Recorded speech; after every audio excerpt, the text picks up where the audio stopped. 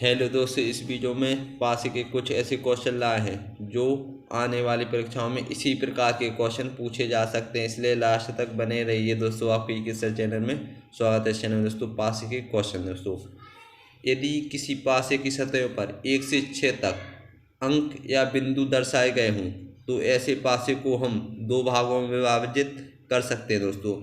एक तो सामान्य पासा और एक मानक पासा, तो दो भागों में विभाजित कर सकते हैं। तो सामान्य पासा किसे कहते हैं दोस्तों? तो सामान्य पासा ऐसे पासे जिनमें दो संलग्न सतहों का योग 7 हो और विपरीत सतहों का योग 7 नहीं होता है दोस्तों। जैसे इसमें से कौन सा सामान्य पासा है और कौन सा मानक पासा है? तो मानक पासा की परिभाषा क्या है दोस्तों? ऐसे पासे जिसमें दो संलग्न सतहों का योग 7 ना हो और विपरीत सतहों का योग 7 हो, ऐसे पासे मानक पासे कहलाते हैं दोस्तों। अब इसमें सामान्य पासा कौन सा है और मानक पासा कौन सा है, कैसे ज्ञात करेंगे दोस्तों?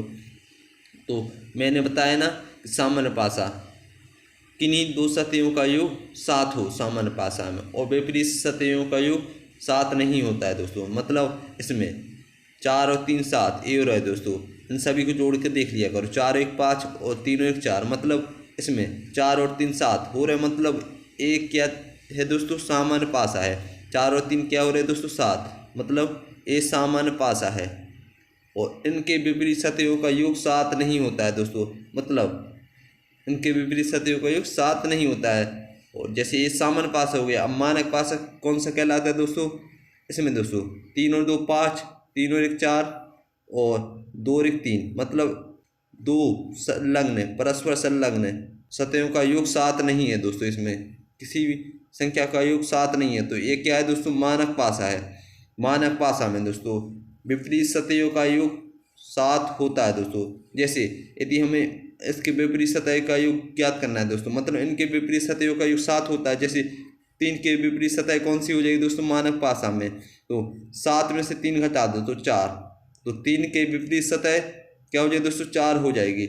इसी प्रकार 2 के विपरीत सतह क्या हो जाएगी दोस्तों? 5, 5 और 2 कितने हो जाएंगे दोस्तों? 7। इसी प्रकार 1 के विपरीत सतह 6 हो जाएगी दोस्तों, 6 और 1 7। मतलब मानक पासे में विपरीत सतहों का योग 7 होता है दोस्तों, और सामान्य पासे में विपरीत सतहों का योग 7 नहीं होता है। और सामान्य पासे में दो संलग्न सतहों का योग 7 होता है और मानक पासे में दो संलग्न सतहों का योग 7 नहीं होता है दोस्तों। अब करते हैं क्वेश्चन शुरू दोस्तों। तो क्वेश्चन है दोस्तों, नीचे एक पासे को दर्शाया गया है, उस पासे को देखकर बताइए कि 5 के विपरीत सतह पर कौन सा अंक होगा दोस्तों। तो 5 के विपरीत सतह हमें ज्ञात करना है। अब क्वेश्चन को समझना, पहले तो ये समझो कि ये सामान्य पासा है कि मानक पासा है। मतलब सामान्य पासा और मानक पासा देखेंगे दोस्तों। इसमें पहले 6 और 4 10, 4 और 2 6 और 6 और 2 8, मतलब किन्हीं दो संलग्न सतहों का योग 7 नहीं है दोस्तों। जिसमें इनका योग 7 नहीं होता है, तो वो कौन सा पासा कहलाता है दोस्तों? एक कौन सा पासा है दोस्तों? मानक पासा है। ये मानक पासा है क्योंकि इनकी सतहों का योग 7 नहीं है दोस्तों। और मानक पासे में दोस्तों विपरीत सतहों का योग 7 होता है दोस्तों। अब क्वेश्चन को समझना, मतलब इसमें 4 के विपरीत क्या हो जाए दोस्तों? 4 में 3 जोड़ेंगे तो 7 हो जाएगा, मतलब 3 हो जाएंगे दोस्तों विपरीत। इसी प्रकार 2 के विपरीत क्या हो जाए दोस्तों? 2 में 5 जोड़ देंगे तो 5 के विपरीत 2 हो जाएंगे दोस्तों, क्योंकि 5 और 2 7 हो जाएंगे। इसी प्रकार 6 के विपरीत क्या हो जाए दोस्तों? 1 हो जाएगा। 6 में 1 जोड़ेंगे तो 7 हो जाएंगे। मतलब हमें 5 के विपरीत सतह ज्ञात करना था, तो 5 के विपरीत सतह 2 हो जाएगा दोस्तों। तो बी ऑप्शन इसका सही आंसर हो जाएगा दोस्तों। इस प्रकार हल करते हैं दोस्तों मानक पासा और सामान्य पासा को दोस्तों।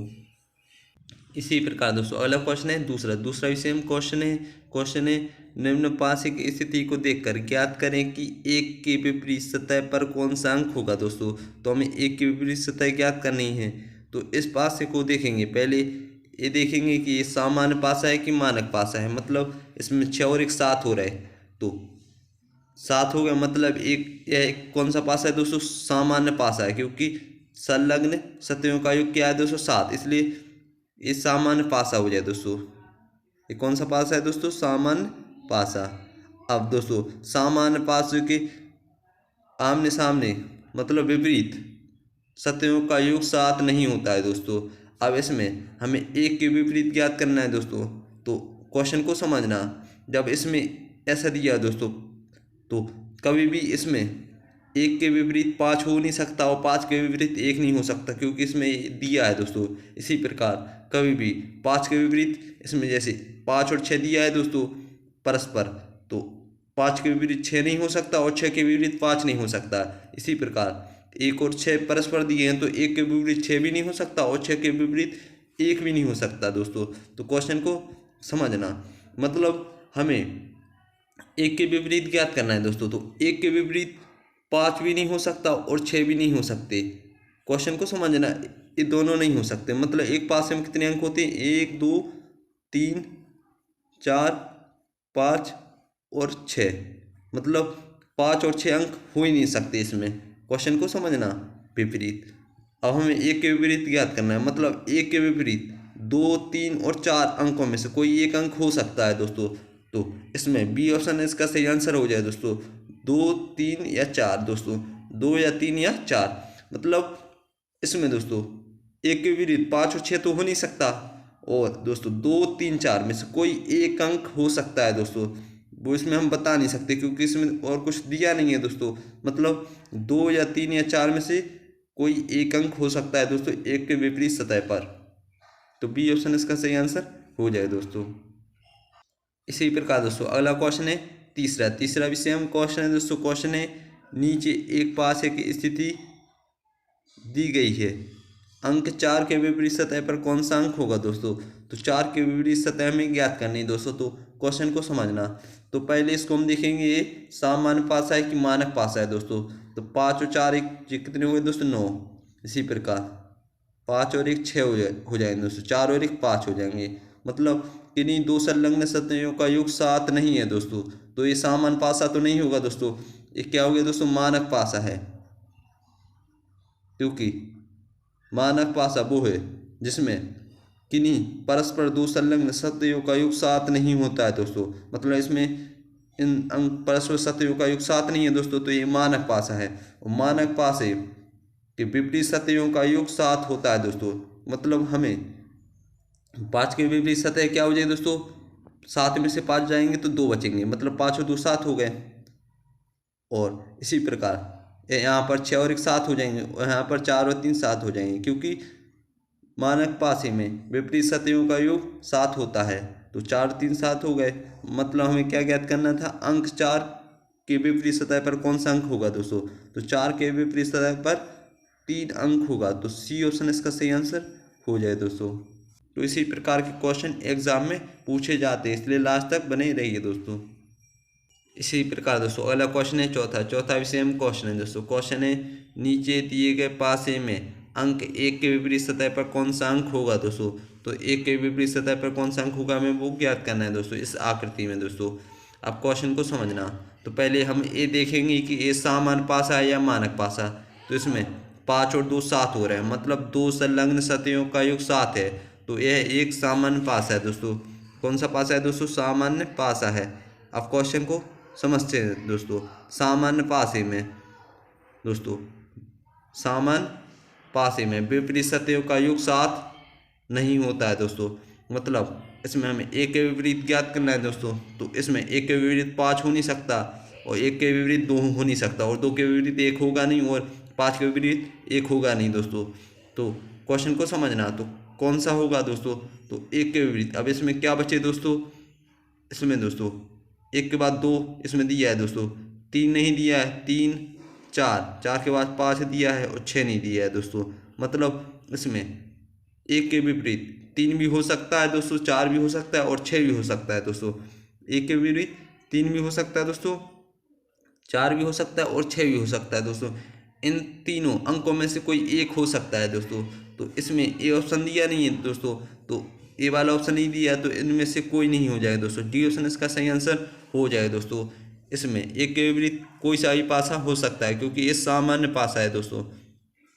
इसी प्रकार दोस्तों अगला क्वेश्चन है दोस्तों पाँचवा इंपॉर्टेंट क्वेश्चन है दोस्तों। क्वेश्चन है यदि नीचे दर्शाए गए पासे में 1 2 3 4 दक्षिणावर्त पड़ोसी सतहों पर लिखा हो तथा 5 और 6 क्रमशः ऊपर तथा नीचे की सतह पर लिखा हुआ हो, तो बताइए कि 2 के विपरीत सतह पर कौन सा अंक होगा दोस्तों। 2 के विपरीत सतह पर अंक हमें ज्ञात करना है दोस्तों। तो क्वेश्चन को समझते हैं। तो इसमें हम आकृति बना के समझाते हैं दोस्तों, आकृति बना के समझाते हैं। अब क्वेश्चन को समझना है दोस्तों। इसमें दोस्तों इस प्रकार की आकृति बना के समझाते हैं जिससे आपको अच्छे से समझ में आ जाए दोस्तों। अब क्या कह रहा है दोस्तों, 5 के विपरीत 6, मतलब 5 के विपरीत 6 हो जाए दोस्तों। तो इसमें 5 के विपरीत 6 हो गया दोस्तों पासे में। क्वेश्चन को समझना है दोस्तों। यहाँ पर एक पासा और जुड़ जाएगा दोस्तों, ऊपर वाला। अब क्वेश्चन को समझते हैं। अब इसमें क्या कह रहा है दोस्तों, हमें 2 के विपरीत ज्ञात करना है दोस्तों। और इसमें क्या दिया है दोस्तों, हमें 5 के विपरीत 6 हो गया दोस्तों। अब 4 और 3 आपस में नहीं हो सकते दोस्तों, मतलब विपरीत नहीं हो सकते। 4 और 3 आपस में विपरीत नहीं हो सकते, मतलब 4 यहाँ पर लिख दो और 3 यहाँ पर लिख दो। तो अब क्वेश्चन को समझना, 4 यहाँ पर लिख दिया और 3। अब हमें क्या ज्ञात करना है दोस्तों, 2 के विपरीत। मतलब अब इसमें क्या बचा है दोस्तों, पासे में 1 और 2 बचा है दोस्तों। तो 1 और 2 इन सभी के 4 और 3 के नीचे के फलक हैं दोस्तों। मतलब 1 और 2 आपस में विपरीत तो हो नहीं सकते दोस्तों। विपरीत 1 के विपरीत 2 नहीं हो सकता और 2 के विपरीत 1 नहीं हो सकता है दोस्तों। अब क्वेश्चन को समझना, हमें 2 के विपरीत ज्ञात करना, मतलब 2 के विपरीत 4 या 3 में से कोई एक अंक हो सकता है दोस्तों। क्वेश्चन को समझना, 2 के विपरीत 4 या 3 में से कोई एक अंक हो सकता है दोस्तों। अब हम इसमें ऑप्शन में देखेंगे दोस्तों, तो 2 के विपरीत कौन सा है दोस्तों। तो 2 के विपरीत 4 और 3 में से कौन सा अंक दिया है दोस्तों, तो 1 6 5, मतलब इसमें 3 नहीं दिया है दोस्तों। मतलब 2 के विपरीत 4 हो जाएगा दोस्तों। यहाँ पर 2 आ जाएगा दोस्तों, 1 आ जाएगा दोस्तों। मतलब 2 के विपरीत ज्ञात करना है, मतलब हमें 2 के विपरीत हमें दोस्तों 4 दिया है दोस्तों, लेकिन ये क्वेश्चन में 3 तो दिया नहीं है दोस्तों, मतलब 4 ही होगा। तो 2 के विपरीत 4 हो जाएगा दोस्तों, 1 के विपरीत 3 हो जाएगा दोस्तों। तो ए ऑप्शन द्वारा हल किया गया है दोस्तों। तो डी ऑप्शन इसका सही आंसर हो जाए दोस्तों। इस प्रकार के क्वेश्चन ऑप्शन द्वारा भी हल किए जाते हैं दोस्तों। तो डी ऑप्शन इसका सही आंसर हो जाए दोस्तों। उम्मीद करता हूँ कि आपको मेरी वीडियो समझ में आई होगी। यदि आपको मेरी वीडियो समझ में आई तो प्लीज़ लाइक एंड सब्सक्राइब जरूर करें और घंटी बेल आइकन को दबाकर नोटिफिकेशन ऑल पर क्लिक करें, जिससे इस वीडियो का नोटिफिकेशन आपको मिलता रहे दोस्तों।